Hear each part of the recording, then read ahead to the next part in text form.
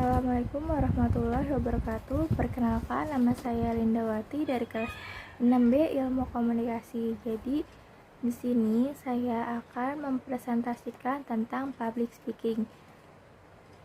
Yang pertama ada bagaimana konsep dasar komunikasi. Nah, dalam konsep dasar komunikasi ini ada 3. Yang pertama ada bentuk komunikasi verbal dan non-verbal. Yang kedua ada relasi dalam komunikasi, ada komunikasi personal dan komunikasi publik.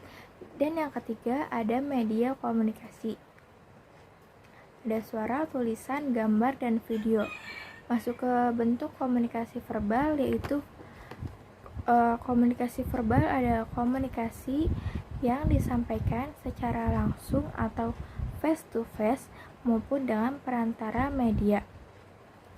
Contohnya itu seperti berinteraksi dengan menggunakan media sosial atau telepon genggam. Nah, komunikasi verbal yang melalui tulisan dapat dilakukan dengan menggunakan media seperti surat, podcast, chatting di media sosial. Nah, komunikasi nonverbal itu adalah komunikasi yang tidak menggunakan kata-kata. Contohnya hanya menggunakan bahasa tubuh seperti mimik wajah, gerakan tangan, dan kecepatan dalam berbicara. Masuk ke poin kedua, yaitu relasi dalam komunikasi. Ada komunikasi personal, yaitu komunikasi seputar diri sendiri atau diri seseorang, baik dalam fungsinya sebagai komunikator maupun komunikan. Yang kedua ada komunikasi publik, yaitu pertukaran pesan dengan sejumlah orang yang berada dalam sebuah organisasi atau yang di luar organisasi secara tatap muka atau melalui media. Selanjutnya kita masuk ke apa itu public speaking. Nah, public speaking adalah bentuk penyampaian pesan, ide, atau gagasan secara lisan yang dihadapkan sekelompok orang atau di publik. Nah, apa sih tujuan public speaking sendiri? Nah, tujuannya itu yang pertama penyampaian informasi kepada audiens, dan yang kedua ada menghibur audiens, yang ketiga ada mempengaruhi audiens. Selanjutnya ada manfaat public speaking. Nah, manfaat public speaking yang pertama itu bisa mengurangi ketidaktahuan. Yang kedua bisa mengurangi tekanan. Yang ketiga bisa memperbaiki hubungan. Yang keempat bisa memahami permasalahan. Dan yang terakhir bisa menyelesaikan masalah yang sedang dihadapi. Selanjutnya, apa saja sih permasalahan yang ada di public speaking? Nah, di step pertama itu ada gugup, di step kedua ada nervous, dan yang di step ketiga itu bisa tidak percaya diri, yang disebut dengan glassphobia. Apa sih glassphobia itu? Nah, dalam medis, glassphobia itu dapat diartikan sebagai rasa takut yang dialami seseorang ketika harus berbicara di depan umum atau di kalangan banyak. Nah, biasanya penyebab kecemasan itu kayak berupa pengalaman pertama dia dalam berbicara di depan umum, atau bisa suasana baru, atau yang ketiga itu bisa dia tuh merasa menjadi pusat perhatian gitu. Dan yang keempat merasa berbeda atau tidak percaya diri, atau bisa dibilang dengan nervous karena dia berbicara di depan umum. Dan yang kelima ada trauma akan masa lalunya.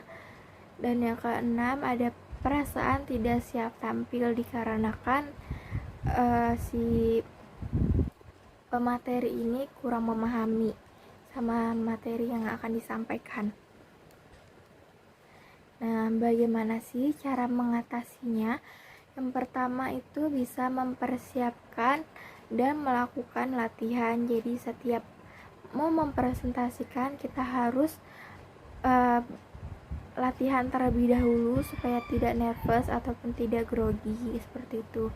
Dan yang kedua itu kita harus mencari pengalaman atau relasi yang banyak tuh supaya tidak stuck di situ-situ saja.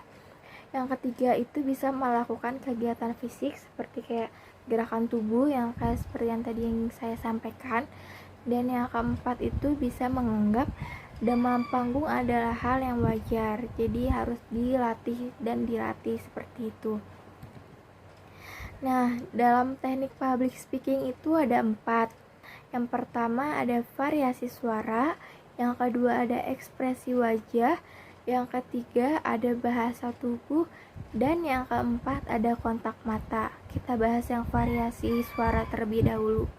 Nah, variasi suara itu yang pertama, bicara cepat biasanya menunjukkan antusiasme dan urgensi. Jadi bicara harus sesuai nadanya.